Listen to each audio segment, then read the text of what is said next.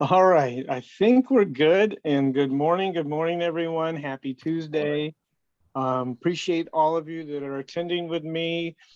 This is my weekly session on Tuesdays, Coffee with Scott, and it's your cup of inspiration, I call it now. So hopefully I help inspire you. And so I struggled sometimes coming up with some subject matter to share. I am a person that's always focused on what can I do to build my business and generate leads and genuine customers to serve, because that's always the biggest hurdle is finding, genuine customers that actually need to buy and sell real estate. And so I'm often looking for ways that I can help you, expand that part, because once you have customers, you really have business and things work really well. So one of the things that I haven't really talked about in many sessions is, generating leads from doing local events. So I've created an outline for myself to follow on this, but any one of you have ever attended a local event where there's, tents and vendors and they're trying to share their products or services? Most of us have, right? Yeah. So that's an opportunity that might be available for you to consider in expanding your brand and people that see you, and opportunities. And so that's kind of what I want to talk about. First of all, I want to share that we have in the company, we have pretty much everything you need. So that probably helps. We do have a canopy tent. We have banquet tables, foldable banquet tables. We have table skirtings, and we even have a popcorn machine if you want. Now you'd need something, big enough to haul it. But when you think about this, there's a lot of things to consider. Somebody's trying to get in. Is, the types of events, the equipment you need, tips for hosting, after the event tips. um, and so all of those things. And do you know some of the local events that might be a venue in New Port Richey? You got the Chasco Fiesta, the Taste of Trinity. In Tarpon Springs, we have something called First Friday. There's also in Trinity something called Touch a Truck, and that's at Starkey Ranch. So these are kind of the events that you might set up. Um, Special fundraisers. We recently did a walk for the National Pediatric Cancer Foundation. It was walk, run, and roll. But in addition to that, they had vendors set up tents, and I'm sure the funds for setting up the venue raise funds for the charity as well. Children's schools have events. Do you have children where you've attended a school activity and there's vendors at that? Sporting events, local business establishments, and we're actually considering. We learned that it's called Crunch Fitness. They actually allow vendors to set up tables inside their venues, and promote themselves. And as a company, I think we're going to participate so that you could actually set up a tent inside any Crunch Fitness location in the Tampa Bay market and offer your services to the people that come in the establishment. Any other kinds of events that you're familiar with that you might want to share? Sometimes hospitals do events like that, and that'd be a great one right now with some of the promotions that are going on with the hometown heroes and stuff. I used to do that back in the cell phone days. We used to get into some of the hospitals. They would have events that would happen maybe once every 3 to 6 months. So Mhm. that's to look into. Yes. So you got to consider one thing, that most of these, obviously they're going to have a fee for you to set up. In talking to some people about events, some of them, and I don't know if you have to get a license to set up at some of them you don't. So the first thing you want to do is pinpoint the types of events that you might want to set up at, and then obviously you got to talk to them and figure out what the criteria is, what location you'll be in the event, how much space you have, if there's anything extra that's required, the cost of participating, the length of time the event is happening. Sometimes these events like Chasco Fiesta, I don't know how many days in a row it goes, but it's not a 1-day thing. And so you have to figure out, a lot of things based on that.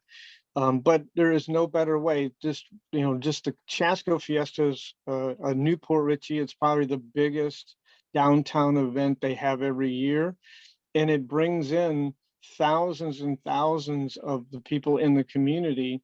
So think about how much you could actually put yourself in front of your community by setting up a vendor tent at an event like that.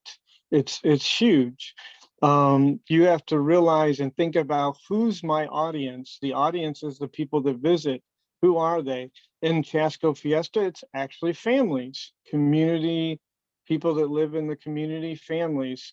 If it's a school event, it's going to be families, but children focused. So when you create your setup for your event, you want to figure out what kind of things that I would do during the event at my booth to attract the people to stop and talk and participate with me, so that I can share what I'm doing and hopefully generate a lead for myself. So those are all important things. But again, the equipment, sometimes they're indoors. So I know, like, the Taste of Trinity is an event, an annual event, and mostly it's food vendors, giving out samples of their food. It's local mom and pop restaurants and things like that. But there's other kind of vendors, and usually you'll see one or two realtors have setups there. Some of that's indoors, so it's in a gymnasium, so you don't need a canopy tent for that event. Obviously, you do more so for an outdoor event. Um, so think about, again, all the things that you need, the equipment, but one of the things, and we really haven't broadcast this much, but as a company, we have acquired most of the equipment that you would need to set up your event. So that's something that we can do, is check that out to you. You would be responsible if it gets damaged. But therefore, we help you with some of the costs and then, the expense and the need, so that you can set up your event and hopefully get good business from it. So what else would you need besides the basics, the canopy, the tables, the table skirtings, what else would you need so you're promoting yourself? What you need? Business cards? Come on now, somebody. Well, I would say, Maybe some kind of giveaways. depending on what the purpose of that event is, you need a reason for people to come stop by your table. Whether or not you're Absolutely. going to do a raffle, which then gets you everybody's contact information, or kids events, you could do something simple like Plinko for a piece of candy, or, you have to have a reason for these people to come to your table rather than them just walking past. That's exactly right. So there's two parts to it. I think one is, giving them a reason to stop, provide something, a little trinket or something that they can take away with your information on it. If it's a children's event, what could you do? I'm not talented at face painting, or something interactive with the kids where they get a free face painting or a tattoo, or, something that they would stop and get, but then you got to engage with the parents. And so that's very tricky, but you want to figure out a way. So you might have a raffle for an item, a gift basket or something, and they fill out a little questionnaire for you: name, address, phone number. Do you own a home? Do you think you'd be looking for to change a home within the next 12 months? Something where you can gauge some information from them, in which you have to print out a number of those so that you have that prepared. But you got to be engaging. It's like anything else. You can go to events and you'll see somebody sitting back, lounging back behind the table, far in the back of the canopy, and not engaging. Well, those people are not getting what they need to. You have to be out front. You got to figure out how to conversation with people. And so it would be my advice is that you learn how to crack conversations, bring up real estate, and talk to people walking by. Get engaged with them if you want the best results out of it. So there's two things you can do. You can have an event and sit in the back and just let people pick up stuff and walk by, or just walk by, or you can get up and be engaging, consistently engaging with people. So you have to then gauge promotional items, prizes for a drawing, I said. So what about people? Depending on the type of event, you need to know, approximately how many people actually come to this event. Is it going to be something where you can handle by yourself, or should you team up with a group of agents to do the event? Maybe even have shifts, because some of these events can be early morning to late in the evening. And that's just really asking too much of yourself to expect to be able to get up and go at 7 in the morning and be trying to do this event till 9-10 o'clock in the evening. That's unrealistic. So there are some events. So let's just say, for practical purposes, and I have no idea what it costs. Maybe it costs $200, $250 to set up Chasco Fiesta, and it's 3-4 days long, and it's 12-hour days. You could actually say, I need 5 or 6 agents that want to do this with me. And then you group up, share the cost, share, equal amount of times that you have people run shifts. And then your cost is minimal, and you're getting, multiple days of opportunities. So all those things have to be considered as far as that goes. Anyone want to add anything else on that? I I've done a Chasco before, and I find that when you got a spinning wheel, and it makes them interact with you, and you have different items on that spinning wheel of like your merchandise, like a football or a hat, or kids like the Frisbees, silly stuff like that. But it causes them to interact with you as well as doing a raffle. So if you do the two, I feel like you get the interaction, you get the raffle, so you get all their cards and all that stuff as well, or their information. That's great.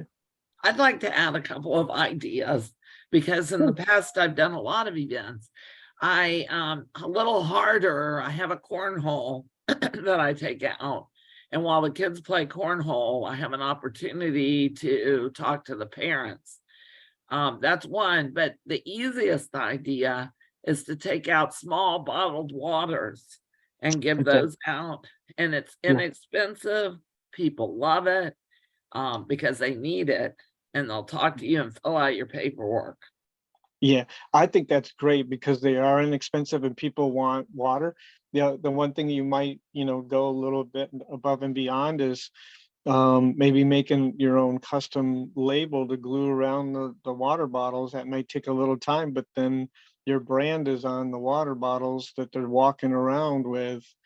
And people like, where'd you get your water? And you got extra people sending it over. And then when they come and you're giving somebody that's almost coming over there to get a water, they feel more obligated to, have to talk with you and engage with you. And so that a water bottle is a great one. So that's really good. Thank you, Leanne.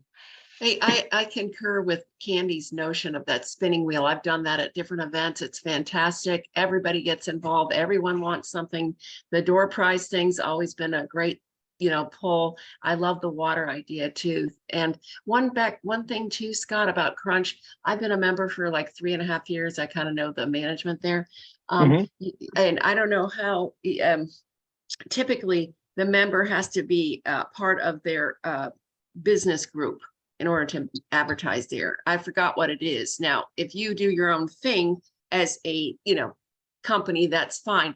But typically they ask us to pay like monthly on that as Okay. members to do that. Okay, so we were approached because Crunch set up a booth at when we did our Give Back Day for the National Pediatric Cancer. Oh, yeah. Day. Uh-huh.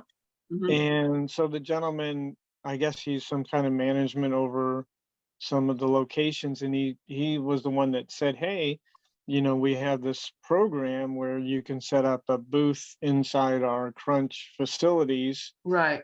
and share your products and services, and he had a monthly fee for it. So I haven't really investigated that further, but Okay. subject to this session, if people might be interested in that kind of opportunity, as a company we might be able to afford to make the commitment financially, and you just have to make the time commitment and set up and take down, and hopefully you get leads from it. So Yeah, count me in. I'm all in. I love you're in Crunch. on that one. Okay. Yes, yes. Mhm. Okay. All right. Thank Good. you. So, Scott, just to add on the Crunch thing, because I'm also a member of Crunch. Okay. When I got all signed up and everything, they actually gave me a list of like, hey, these are all the vendors that sponsor us. Oh, they do So that too. immediately upon like getting a membership, I got a whole list of vendors Okay. and all Well, their that- contact information like directly up front. Okay. So you guys are familiar. I mean, what do you do? Set up a table just inside the entrance, or is it at different Yeah. locations, or? Yeah, they have certain days that they do it. Um, Okay. and they do advertise the people across the TV screen. I've seen different mortgage people. I happen to be out there with another realtor at the Lutz location when they were opening 3 years ago. And they're very particular. You can't like have a mortgage and a real estate. I mean, the individual, but of course you're looking more for an umbrella type thing with the person you spoke to. But Mhm. I was invited by the realtor at the time, and Okay. the lady said, "Oh, well, everybody has to have an individual table." We did not know. I hadn't really officially signed up, so it was Okay. fine. We functioned, but we were outside for that event in August, which is brutal, but typically it's inside. Okay. Okay. All right. Very good. So, based on this, it sounds like I got some people interested in that. So, I'm gonna, check into that further and see if we can make that a reality. I think so. And if this is something you might want to do, be sure to send me a message or reach out to me to follow up with you, so that I know who might be interested in doing it. So. But that was just it was kind of it almost was a thing that prompted me to have this subject matter, as a matter of fact. So, other than the fact that I wanted, we actually had a spinner wheel. It got broken, so I probably shouldn't even mentioned it, but that was something we did on an event, I guess maybe a year and a half ago or something. We used that spinner wheel, and that was very engaging. And you just gave away something, not so big of a value. If you don't know, you can go online and search, what do you call it? Promotional items. And literally you can buy stuff fairly cheap, 20 cents, you can buy little Frisbees with your logo on them. And so those are the kind of things that would work well. If you're just doing one event, one-off event, I wouldn't go through that kind of investment. But if you're going to make doing local events or doing these kind of things kind of a part of your business where you do 2 or 3 of them a year, you may want to invest into, you know, a quantity of promotional items that you can use as giveaways at your events. So it probably isn't a great idea to do them alone. You know, you could bring a daughter or significant other or something like that, but you know, you might just choose to team up with another real estate agent in doing them, or you know, a group of you. So that prompts something else: is how do you define who's, you know, leads or who's and stuff like that. So one of the things, and I learned that from our own agent, Elizabeth McBee. She's done many events. She's not on with us, but she's done some events with a group of our own agents. And she was able to, you know, when, let's say, the little survey for the drawing, every agent got their own color, and they just marked a color on each of the slips that when they were filling them out, and that was their lead. So it was able to properly define who's entitled to that particular lead or someone to follow up with, if that makes sense. There's nothing great if you're understaffed. If there's going to be, and so it again, some of these events have more peak times than others, right? So if it was Chasco Fiesta, would be the weekend would be more busy than a weekday. So you have to take all that in consideration.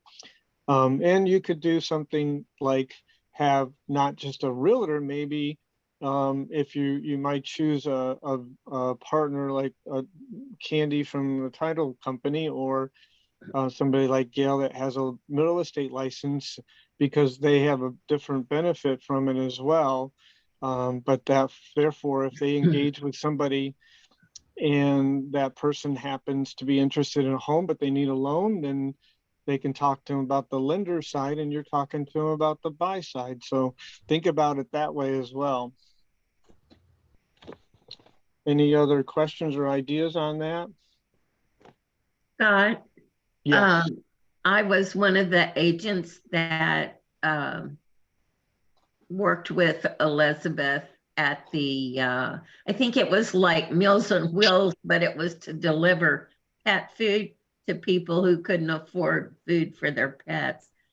So we had a bubble machine that just put tons of bubbles out into the walking area. There you go. And we had little baggies, and we each brought our own like flyers and things. We put them in the baggies and put a couple of dog treats. So we could pass that to the people. They could look through and feed their dogs. We would engage them, and we raffled off a big basket of pet food, treats, toys. And we had one of the ladies, teenage girls, did face painting. So while the kids got their face painted, you had plenty of time to engage, talk to the people. And then as well, each one of us took time to walk around and go to the other vendors and did the same thing. Talk to real estate with the other vendors that were sitting back, just letting things happen. Okay. Yes. But it was hot and it was fun, but you have to also take into consideration, you need people that are willing to work to set everything up and then tear it all down. And exactly. That takes time as well. So yes. So you almost need you need an SUV or a pickup truck or something, because the equipment isn't small. You got to be able to fit it in to whatever vehicle. And then, it is, you get a little bit sweaty because you got to set up, and it's exhausting when you're standing there and you're trying to engage with people for, so many hours. It goes by quickly. But, most of the time, if somebody's done well, they're exhausted by the end of the event. That's for sure. So, so I just put some notes together during the event. Interact um, uh, consider doing face painting, cornhole contest, prize wheel spinner. I actually have all those written down. So every one of those was mentioned here. I say here's put the smartphone away and focus on the people. Get up front, maybe stand in front of the banquet table and engage with people. Get in front of your booth, make meet and greet to everyone, engage, talk, talk, talk, talk. If you're just sitting back waiting for somebody to talk to you, you're not going to get a lot out of the event. If you get out front and talk to people and be kind and happy and smiley, you're going to engage. Engaging with people is the way it's done.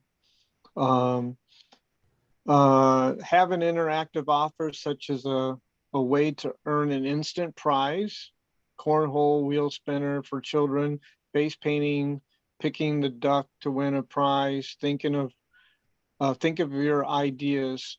Prizes can be simple to valuable, maybe a drink koozie, a Frisbee, a discount, maybe maybe if it's a buyer, you'll do something where they get a free, you'll pay for their home inspection if they buy a home from you, or maybe that's a takeaway, something that gets them to come back to you if they're actually serious about doing business.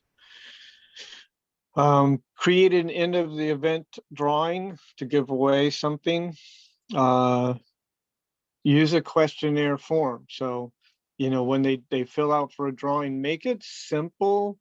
So they actually just put their name, a phone number. You could ask for an email address, but don't expect it, all that. And then just, do you own a home? Yes or no? Something they can just circle the answer. Don't make it long, just 2 or 3 questions. And so I did put examples. Do you own a home? How long have you lived in your current residence? Do you plan on moving in the next 12 to 24 months? 3 questions. So if they said they lived in their home for 10 years, statistically, that doesn't mean everyone does. I don't. I usually live in my home longer than statistically, but I think the statistics say about every 7 years somebody moves. So if they lived in their home for more than 7, maybe that's somebody that's interested in moving in the near future. So what do you do after the event? Then it's done. I mean, you take down, right? You do all the sweaty part again. Well, what do? You got a bunch of names and phone numbers, and Follow up with them. you better follow up, and you better do it quick. So, you let time go by and people drift away and they're not as responsive. So you literally need to make personal calls to these people within the next 24 hours. So if it's an event that's lasting multiple days, you're going to be spending some time each day following up with the people from the day before. Hey, you stopped by my event. Unfortunately, somebody else won the drawing, but I was just curious because I saw that you answered this question on my survey this way, or just wanted to thank you for stopping by my event. And by chance, do you know anybody looking to buy or sell? Okay, and then you what? Where do you put this information? Where do you put their contact information? What's a great place? Your CRM. Your CRM. Mhm. I'm gonna pound CRM into you over and over again. Put them in your CRM. Doesn't mean, maybe they just said, I'm not moving, I'm not buying, I'm going to live, or I'm going to die where I live. It doesn't matter. Put them in your CRM and set them up on a drip. Set them up on your newsletter, because that doesn't mean they don't know somebody else that might move. Or does things change in our life? Yes. So, we didn't have any intentions on moving, but da happened, and now we are moving. So that would be important. That's a lot. So anything else you want to add? That's really you know, a lot of it's common sense. But I want you to know, and we're still kind of putting it together. You know, we have the equipment. So we talked about it. I'm just going to kind of dispose of this. You know, do we charge you for the equipment? No. But we do make you responsible for the equipment if it gets broken or damaged.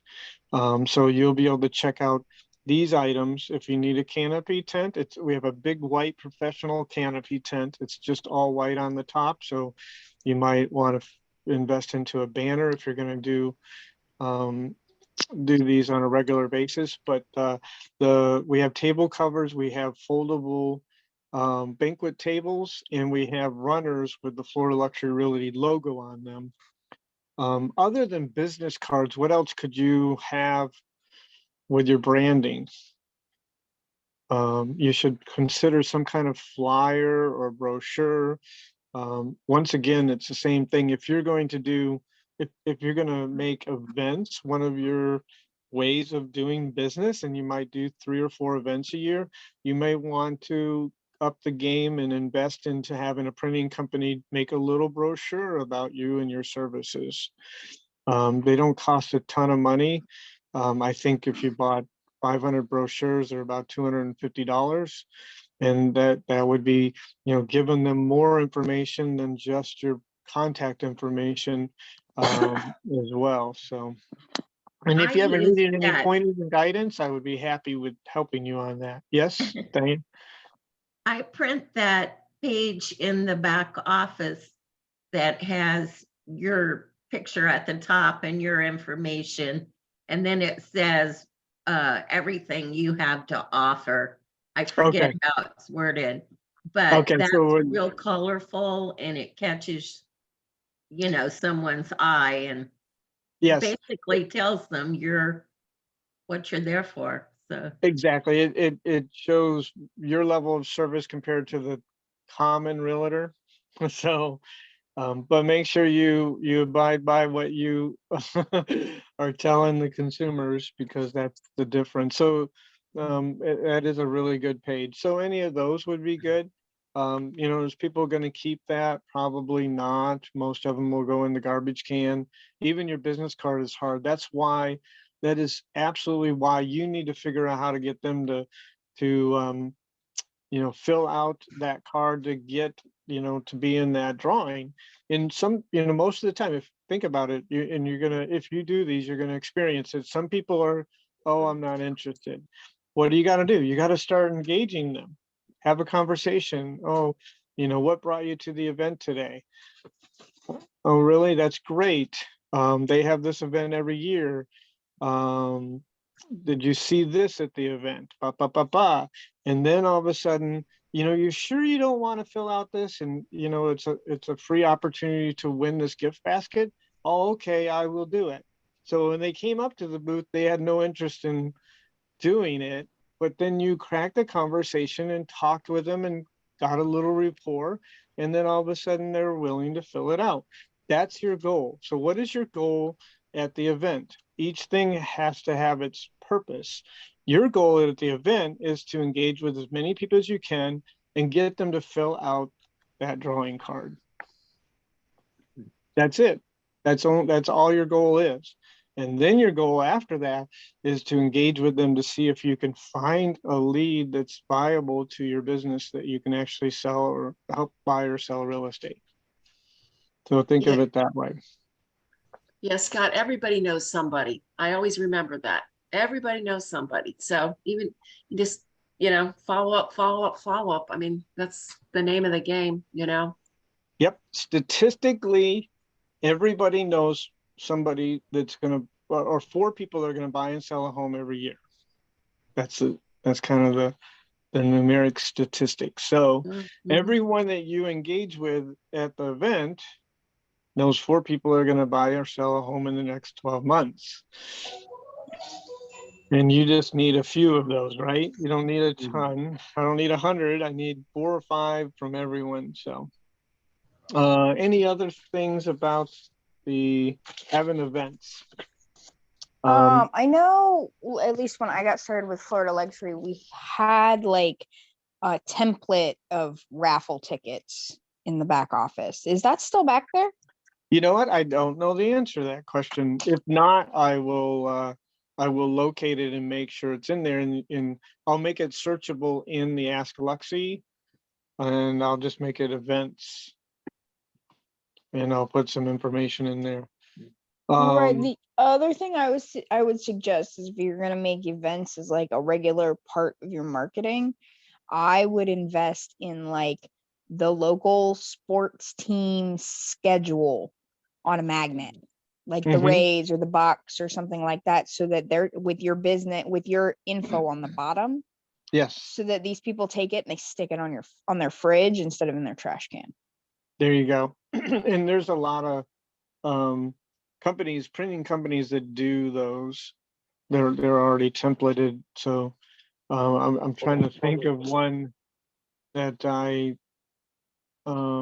recognize, but if I can find it if anyone wants it. But yeah, the more you can give something, that might have something of value for a reason for them to keep it, and it has your branding on it, that's great stuff. So Right. And like Diane was saying that she prints the information stuff right out of the back office. That's Mhm. awesome. I would just do it on like a heavier weight paper. Yeah, Mhm. yeah. So it Yeah. doesn't let the And remember that anything you take to hand out is going to blow away. So you need to have it in a clipboard or something so Well, the wind doesn't blow.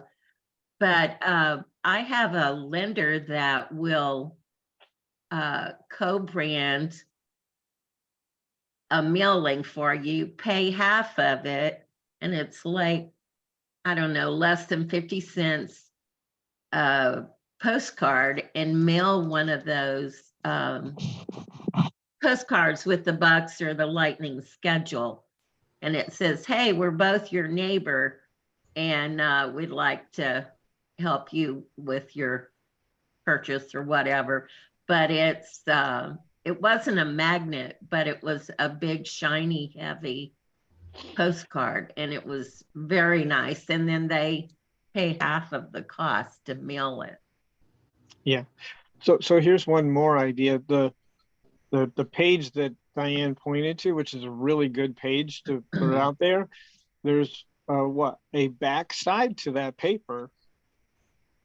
So don't just maybe print one side, print both sides, and maybe make an offer, something of offer or something of value to offer a buyer and something valuable to offer a seller.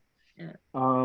Maybe you could do something like free home inspection for a buyer and 1% off the listing at a 6% rate. So they would get 5% instead of 6%. I'm not telling you that's what you need to offer, but if you give an offer of value in addition to that, so that's sort of a coupon. They got to keep the paper and provide it to you. So then it keeps them, attached to the page where it shows your values versus a normal or an average realtor and how much more you have to offer on the table. And therefore it's something of commodity that they would keep, and be able to, contact you back and receive those offers. So think about something like that as well. And you make the decision. You don't have to do this. You make the decision what the offer is, but I think all of us would be up to, if we got 5 or 6 buyers all of a sudden, and we had to give, $350 of our commission to close them, and that worked, we'd be okay with that. But so, what else? We're not quite an hour, and I was a little bit late, but I think we covered a lot, did we not? I only added one other thing because I wasn't sure how much time that would actually absorb. But the other things that you could do is this is a little different, but hosting workshops. I'm not sure, I mean, it's seminars, not workshops, but seminars. This is a little bit different because you have to be great at marketing to the public to get people to come. But we've had some of our agents host like first-time home buyers seminars, and they've gotten 4 or 5, sometimes up to 10 or 15 people in a group in front of them, and basically they just run down our buyer presentation and share it out in the group, and then all of a sudden they have 3 or 4 buyers that want to actually buy homes through them. And a lot of them will partner up with doing the seminar with a lender, their favorite lender, because the lender also gets value out of it as well. But that's another thing, and we make available our classrooms or our conference rooms for you to do these sort of things. Just trying to put out in front of you different ways that you might use to generate leads for your business. That's a little different than the hosting events, but it's just something else that you could consider doing. Anybody want to? Home ahead. inspectors will often do those events with you as well, because that seems to be one of those things that first time buyers are concerned about, is like the true condition of a home. Exactly. Because they ultimately have to fix it when it breaks, that they can't call the landlord anymore. Yes. Yeah. So what do you look for in your, the people that you invite into doing the seminar with you? They need to be great at marketing well as well. So you're marketing it out on social media and different venues. They're doing it as well, so that hopefully theirs attracts a few people, yours attracts a few people, and collectively. So if you got a home inspector person, a mortgage lender, and yourself promoting an event together that you're each going to speak and give part of the presentation, then collectively maybe you'll get 10 or 15 people in there who are ones that would be seeking the services that you provide. So then you're able to easily convert those into viable leads for your business. If you want any guidance or information, I'd be happy to help you.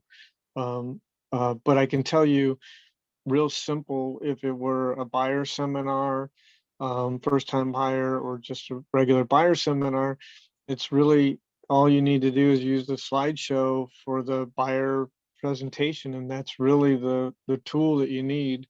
When you come to talking about getting pre-approved, then your lender comes up and speaks about that part of the process. When you talk about, getting the from contract to closing, and if you had a home inspector in the room, then the home inspector talks about the home inspection process. At the end, hopefully the audience feels very comfortable, and that they feel that there's an opportunity that they have to actually now own their own home here in the near future because of the services that you can provide. That's really what the reward is. So I would say doing that kind of stuff at like universities or community colleges, or even if you could get into like the clubhouse at one of the apartment complexes, because these are people that are renting more than likely. yeah. Yes, I was going to say, where's your targets on first-time home buyers?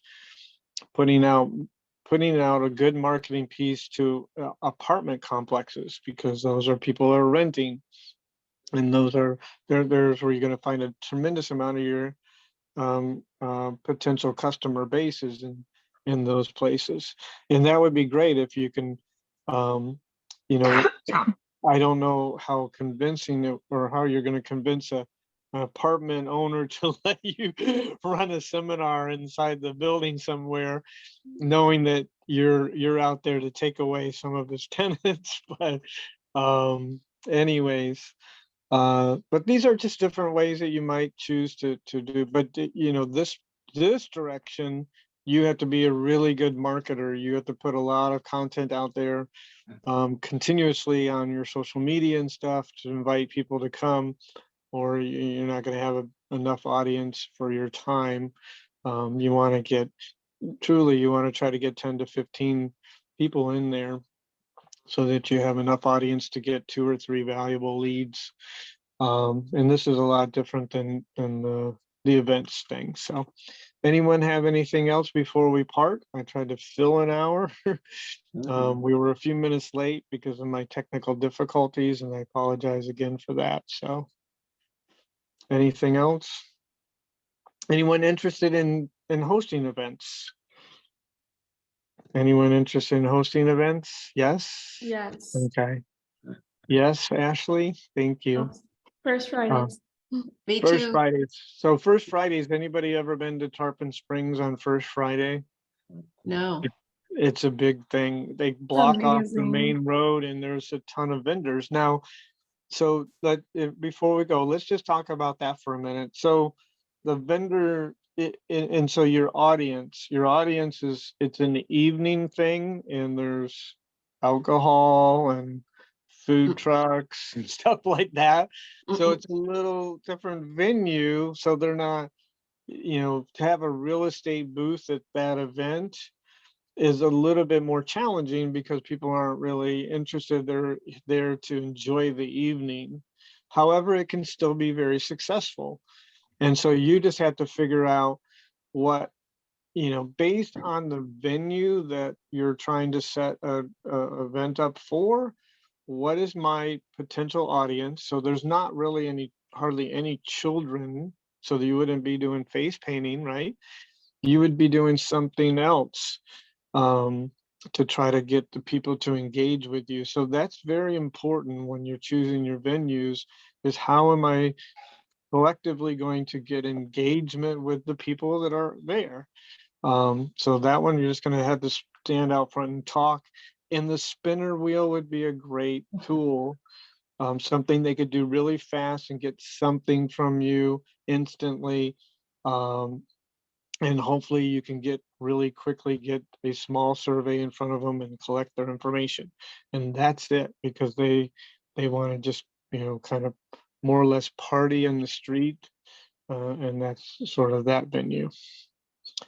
Anything else? A couple other like venues that are going to be more towards the morning. Is Starkey Ranch does like pop-up farmers markets regularly. Wiregrass, they used to, I don't know if they still do. They do. Bexley and does, they do at the Heritage Park in Land O'Lakes. Like there are places all over the place. You just kind of got to really research the area you're in. It Right. doesn't make sense that all of us are now standing at First Friday in Tarpon Springs. Right. So with this said, if I am engaging with anyone that's wanting to do these, you'll need to, if you need the equipment from the office, you'll have to let us know. We'll probably have to have a form signed that you're responsible for it, what you're checking out. And we only have one canopy tent. Okay, so we can only serve up to one person with that equipment. And I don't want to have you sign up for an event and then the equipment's already reserved for another agent. So I think when you're making these decisions and you want to rely on the equipment from the office, we need to know almost before you sign up for the event so that we can make sure that we don't already have it reserved for somebody else. And it goes further. If you're going to do events routinely, then obviously you might invest into your own and brand everything well to yourself. So just want to add that. Well, thank you very much for joining me today. Sorry about the technical difficulties. It happens. Thank you, Candy, for joining us. You want to say any last words? Thanks for having me. I appreciate it. It's very nice. Thank you. Okay, very good. Well, we'll call it. Thank you very much. Have a great day. Enjoy the rest of the week.